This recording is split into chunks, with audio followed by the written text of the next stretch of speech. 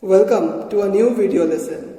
In today's lesson, I will analyze the first 3 chapters of Pride and Prejudice. So, let's begin. Chapter 1 of Pride and Prejudice opens with the most important line of the whole novel because it sets the tone of the whole novel and it shows the theme of marriage, as I have discussed in the previous video of plot construction and the theme of marriage. You can go and check it out. I am not delving into that much. Okay, so the first line says, it is a truth universally acknowledged that a single man in possession of a good fortune must be in want of a wife. So let's count it from backwards or analyze it from backwards. Want of a wife. So the word wife hints or mentions the theme of marriage. Okay, so the theme of marriage is quite evident in the poem from the very first line. Next most important thing is the having a fortune, that is not fate but money. So money and marriage becomes the most important things in this novel, as the marriage depends on the amount of money one earns and how much dependent the girl might be and how much powerful monetarily the man is. Okay, that is shown through here, that a single man who is in possession of a great fortune, that is who earns a lot, must be in want of a wife. But actually it is an irony. Why? Because it is not actually the person, it does not actually want to say that. It is not the man who would be want of a wife. A person who is monetarily stable is not in want of a wife, but actually the other thing, the woman or the family members of the woman who are at the eligible age are in want of a man who earns a living quite well. Okay, so it is saying that it says that this novel's first line says that the person who is in the man who has a lot of good fortune will be in want of a wife. But actually it is the opposite case, that a woman who does not have any fortune must be in want of a wife, must be in want of a man who has a lot of fortune. Okay, so this is a picture of the society where money and marriage are interdependent, and money and marriage becomes the most important thing in the case of this novel. Okay, so chapter 1 starts with a description of Mr. and Mrs. Bennet. Mr. and Mrs. Bennet live with their 5 daughters, and the order of their age, the name in order of their age is Jane, Elizabeth, Mary, Mary, Mary, Kitty, Lydia. Okay, they live at Longbourn. They live at Longbourn, Longbourn. Okay, when the novel opens, they are discussing the recent rental of a property of a nearby estate, Netherfield Park, by Mr. Bingley.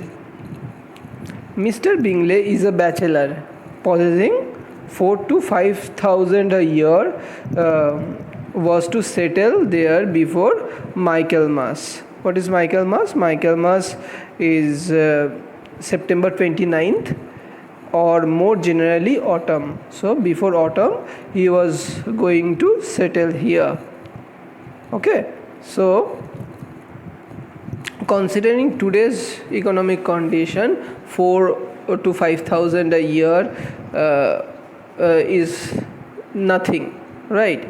But if we calculate in those, according to those times, as Donald Gray mentions in his essay or his note on money, he says that it is something around $1,65,000, okay, in those times. So 4 or 5,000 a year becomes $1,65,000.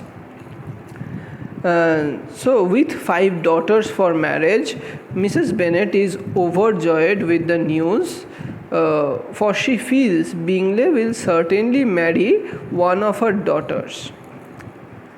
Mr. Bennet, however, is apparently unaffected by the news and casually remarks that he will inform Mr. Bingley of his consent to his marrying any girl he chooses, though preferably Elizabeth, because Mr. Bennet loves Elizabeth or Lizzie the most, as is said in a dialogue. It says that, "I desire you will do no such thing. Lizzie is not a bit better than the others." This is said by Mrs. Bennet. "I am sure she is not half so handsome as Jane, nor half so good humoured as Lydia." So, what we see here is that Mrs.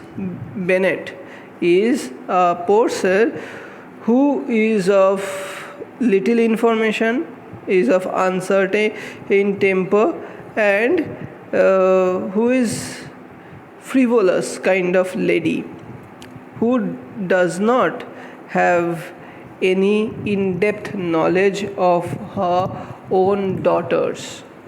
Okay, so what we see here is that she is biased towards a traditional way of women, traditional character of women, a woman who would be thoughtful, a woman who would be challenging to the social norms of, who will be questioning the social norms, is not liked by her. Lizzie or Elizabeth is such a character who will not easily give in to the social norms. Okay, Mrs. Bennet is provoked by Mr. Bennet's partiality towards Elizabeth. She rather prefers the handsome Jane or the good-humoured Lydia. Okay, so Jane is the eldest daughter, and Jane is apparently, not apparently, she is the good-humoured who cannot see any harm, any malicious intent in anyone. She is a flat character. Her character is that of who cannot see any evil designs in anyone, who always sees everything is at its best.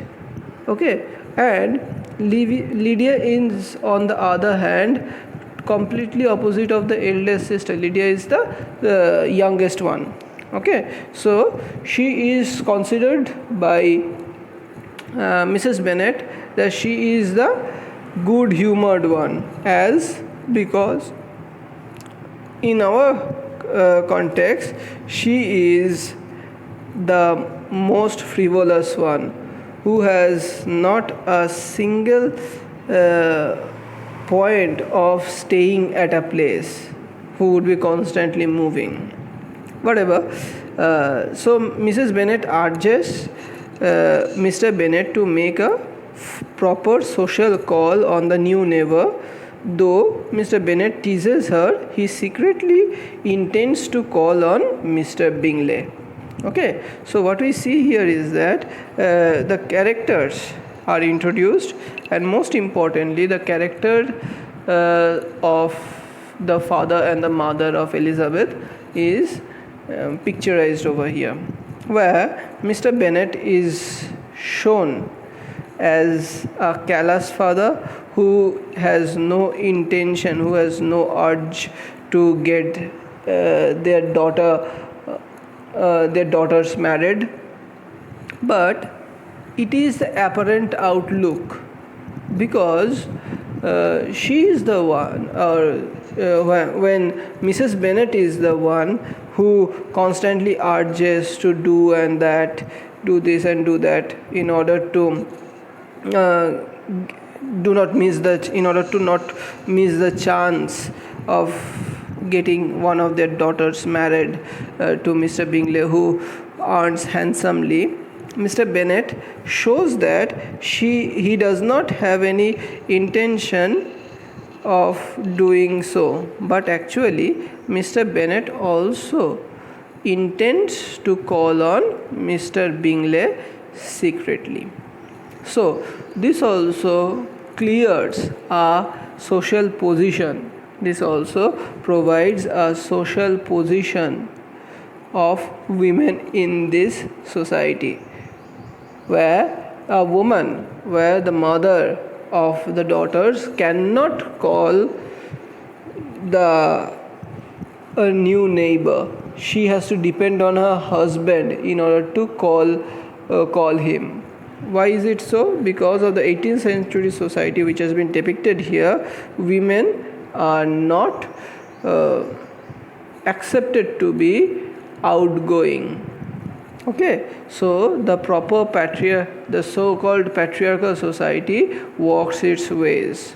But it is also showing that inside the patriarchal society there is a scope of the growth of a lady if she wants to in her way, where Elizabeth has her own identity, though she does not earn anything, but she has her own character which is not dependent on the emotions or the dialogues or the guidance of any other, though it might be filled with prejudice, but the prejudice has its own reasons.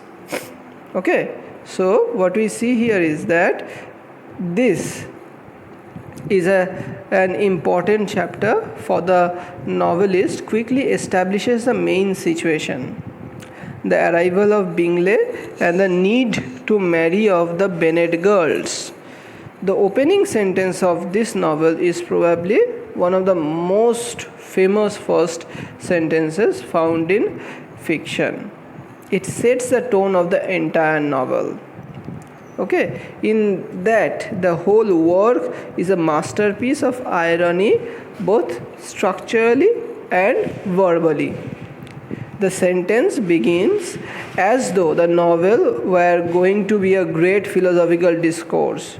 It is a truth universally acknowledged that a single man in possession of a good fortune must be in want of a wife. It implies that the novel will deal with great truths, but the second half of the sentence reveals the universal truth. It is no more than the consideration of the common social situation, is no more than a consideration of the social condition, social situation. Thus, there is an ironic difference between the formal manner of the statement and the ultimate meaning of the sentence, as I have discussed just few minutes back. The truth which is spoken in the first line is that of a man in possession of a fortune must need a wife, must be in want of a wife. Whereas in reality, the sentence means that a woman without a fortune needs a man with a fortune for a husband in order to survive in this society. Okay, the sentence is a perfect example of the complexity of Jane Austen's prose style. The chapter also gives us the characters of two important people, the elder Bennets. Mrs. Bennet is silly and shallow, yet we should approve of her concern for her children, because a mother of 5 daughters is not a simple thing. Even in today's context, a parent of 5 or 2 or 3 daughters would be a concern for any mother or any father or any parent, right? So her concern is legal, her concern is way just, okay? But what we see here is that her character is that of a shallow one. She does not give any intent of showing love or intent of showing her affection towards Elizabeth, who is the favorite of Mr. Bennet. And she is of the belief, she believes that among her daughter, the eldest one, Jane, and the youngest one, Lydia, are the best of the lot. Mr. Bennet, on the other hand, is sensible, has a sense of perspective, and can be disinterested about the things which upset his wife. Clearly, they are a mismatched pair. Okay, so I have discussed about the marriages in my last video on the themes of marriage and plot construction. Where I have discussed about their marriage to, about Mr. and Mrs. Bennet's marriage to, what type of marriage is that. You can find it in that video. Okay, so what we see here is that they are a completely mismatched pair. The fact that Mrs. Bennet approves of Lydia's good humor and Jane's handsomeness, while Mr. Bennet prefers his daughter Elizabeth, is symptomatic of their incompatibility. Okay, so let's move on to the second chapter. Chapter 2 deals with Mr. Bennet calls on Mr. Bingley, who has rented Netherfield Park. Okay, as soon as the latter arrives at Netherfield, although Mrs. Bennet does not know about her husband's visit till the next morning. Okay, Mrs. Bennet is in a state of despair unless her husband makes the formal call on Mr. Bingley. There is little hope under the social code and the social conditions that her daughters can meet him.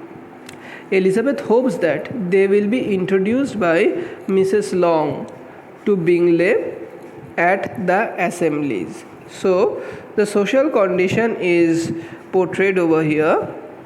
Because of the social code and the social conduct, it would be inappropriate for an 18th century woman or 18th century lady, 18th century woman to go on her own to introduce herself to a man. Okay, in today's context it's quite okay, it's fine, but we have to think in the perspective of the 18th century society which Jane Austen is depicting. So what we see here is that as a mother of 5 daughters, she has her own concerns. She needs to be attended. She needs to be careful about how the daughters are presented. And so she cannot go on her own, or the daughters cannot go on her own to get introduced with Mr. Bingley. They would be considered of harmful character, of loose character, in colloquial term, what you might say. Okay, so what we see here is that unless Mr. Bennet calls on Bingley, it would be hard for them to get introduced, though Elizabeth hopes that Mrs. Long will introduce them at the assemblies. at the meetings. Okay, so they have to wait longer than the usual term when Bingley would have, if Bingley would have been easily introduced by Mr. Bennet. Okay, while the mother and daughters are thus discussing the prospective ball and the manner in which they will be introduced to Bingley, Mr. Bennet surprises them by revealing that he has already made a formal call to Netherfield Park. This sends all of them into tizzy of anticipation and excitement. So what we see here is that Mr. Bennet is also concerned about the prospect of marriage of their daughters, right? So apparently we might see that Mr. Bennet is not interested about calling on Mr. Bingley, but what we see here is that he is also concerned about it and also knows the social code and acts accordingly in order to make the prospect. And also on another part, Elizabeth is a simple girl of 18th century in the context of that she is also in TC. She is also concerned about her marriage or concerned about romance or love affair. These simple things gets the motivation, gives the simple joys of life. But at the same time, she is not a one who will give up her self-confidence or self-importance to another person. But we will see this in the next chapters.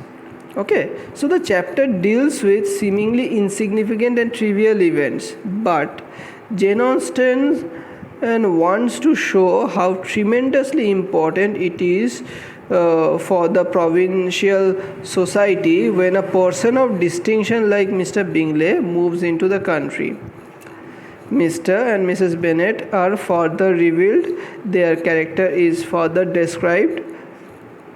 He is intellectually superior to his wife. That is, Mr. Bennet is intellectually superior to his wife and most of his daughters. He plays a joke by keeping his women in a state of agonized suspense. Nevertheless, he has acted, and a small step has been made to bring the major characters together. Mrs. Bennet is alternately excited, accusatory, and self-pitying, and frustrated by Mr. Bennet's apparent lack of interest. She even vents her feelings on petty annoyances such as Kitty's coughing.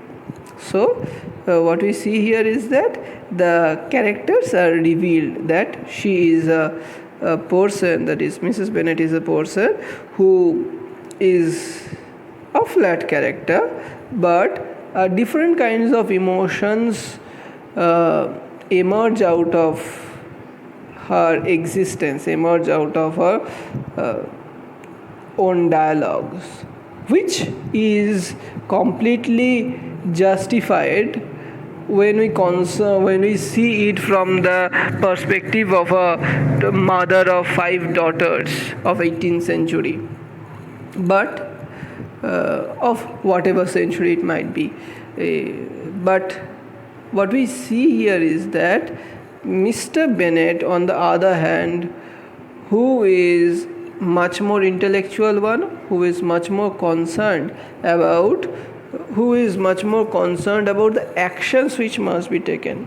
Though it can be said that she cannot take, that is, Mrs. Bennet cannot take any step to invite them, but they should also know that the character of Mr. Bennet, that he also has the intention of getting their daughters married.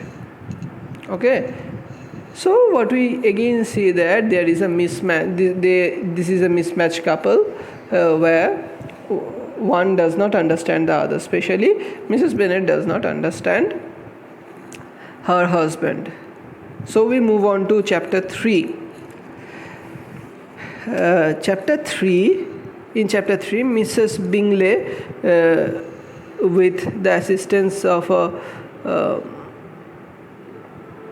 5 daughters, makes an effort to draw from her husband. Mrs. Bennet, with the assistance of her 5 daughters, tries to draw from her husband satisfactory information of Mr. Bingley. But Mr. Bennet does not oblige the ladies. It is through Lady Lucas that they learn that Bingley is quite young, wonderfully handsome, and extremely agreeable. Okay. In a few days, Bingley returns Mr. Bennet's visit, but is disappointed as he cannot meet any of the Bennet girls, about whom he had heard so much. He declines the Bennets' dinner invitation as he has to leave for London the next day. Okay. Mr. Bingley returns with 2 sisters, 1 brother-in-law, and a friend, Mr. Darcy. The ball is held at Netherfield Park and is a great success. Mr. Darcy draws the attention of the ladies by his fine, tall personality, handsome features, noble bearing, but more by the report in circulation was that within 10 minutes of having 10,000 a year, that is his income. His income is that of 10,000 a year. However, he is soon discovered to be proud, too above his company. Bingley, on the other hand, is lively, friendly, and unreserved, and dances freely. Darcy dances only with the sisters of Bingley and refuses to be introduced to another lady. So what we see is that the foil character. So Bingley is foil to Darcy, as Jane will be presented as foil to Elizabeth. Okay, so foil character is the one in respect of whom we understand the main character. Okay, or in contrast to which we understand other characters. So Bingley is the life of the party. She is friendly, unreserved, who dances freely with everyone, who dances freely with Jane. However, Darcy, on the other hand, is the most reserved one. He is kind of introvert and is not willing to get acquainted with anyone else. When Mr. Bingley finds that Elizabeth has been without a partner for the last 2 dances, he approaches Darcy, who is also standing engaged to dance with Elizabeth. But Darcy coldly refuses, saying that Elizabeth is not handsome enough to tempt him. And this leads to Elizabeth's pride being hurt. Okay, but being of lovely and humorous disposition, she dismisses it casually. Okay, Elizabeth remained with no very cordial feelings towards Darcy. Okay, though she remains lively and with playful disposition. That evening altogether passed up pleasantly for the whole family. Mrs. Bennet had seen her eldest daughter to be much admired at the Netherfield Park. Mr. Bingley had danced with her twice, that is, he had danced with Jane twice. Okay, so Jane is a big success at the ball and is the center of Bingley's attention, much to Mrs. Bennet's joy. Mrs. Bennet returns to Longbourn with her daughters and talks at great length about the happenings at the ball, much to Mr. Bennet's boredom and irritation. Okay. So, in this chapter, the two main male characters in the novels are introduced, and here is presented also the first of the series of important balls that occur during the novel. Mr. Bingley captivates everyone at the ball by his charming personality and friendly manner. In contrast to that, Darcy is seen as an extremely reserved man. At first, he also attracts attention because of his good looks, and his money. But soon everyone thinks him to be proud and disagreeable. The first meeting of the main characters of the novel, though till now what we feel here is that if we do not know the story, we will feel that Jane and Bingley are going to be the protagonists, going to be the main characters of the female and male characters of the story. They are to be the main plot.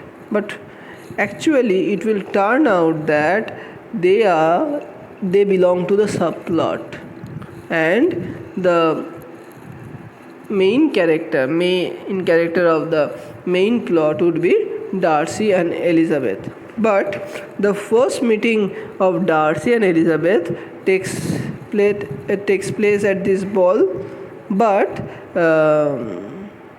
it is not very cordial one. Okay, he refuses to dance with her, saying that she is not handsome enough to tempt him. This is the characteristics of his speech. Is the first part of the novel. He always talks in terms of his superiority. Okay, in terms of money, in terms of class, in terms of social position. Okay, in fact, Austen is satirizing the traditional 18th century romance where a man and woman fell in love with each other promptly. Instead, she presents every possible obstacle which will prevent a romance from developing between Elizabeth and Darcy. So, this satirizing is also a part of this novel, where we have seen in the previous novels that the main characters do fall for each other quite easily. Okay, they fall in love, they happen to face some obstacles, but they easily overcome that and live happily ever after, whatever. But in this case, in this novel, what we see here is that from the very first instance, obstacles are presented. Okay, every kind of obstacle. So what we will be seeing in this novel is that Austen is showing that this love story is dependent on not on the physical characteristics or the social class. It will depend on how one overcomes their own personal conditioning, one's personal beliefs, one's personal prejudice and pride, how they overcome that, and after overcoming that, how they fall in love with one another, how one sees the other's good things. That will make them fall in love with the other.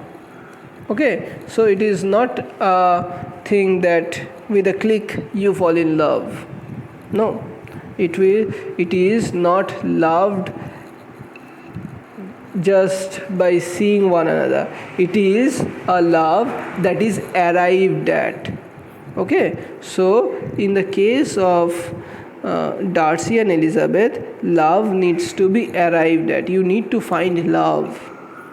So these obstacles will be showing that how one is much more into finding that.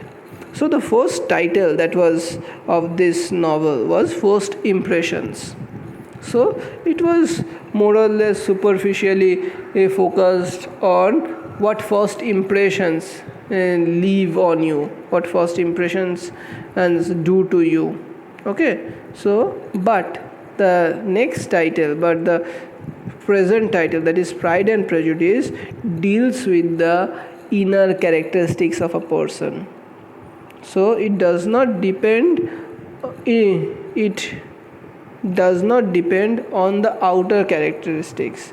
It depends both on your part, on the character's part, and how it happens to be motivated or instigated by the other person. Okay, so what we see here is that these two characters are at completely opposite positions, where they do not have a chance of getting close to one another in near future because of the pride of one person, and which leads to the prejudice in another. The pride in Darcy leads to the prejudice in Elizabeth. Okay, so what we see here is that this Pride and Prejudice, which are the flaws that are present within these two main characters, needs to be overcome in order to get in love, in order to fall in love. Okay, this Pride and Prejudice, these characteristics of the human personality needs to be overcome. So all other marriages depend on the frivolousness, on the money, on social conditions, what one will say about you not being married. But here this love is love arrived at, love understood, love failed and then arrived at. Okay, so in next classes we will deal with the following chapters. Till then, thank you. We end this video here. Okay, thank you.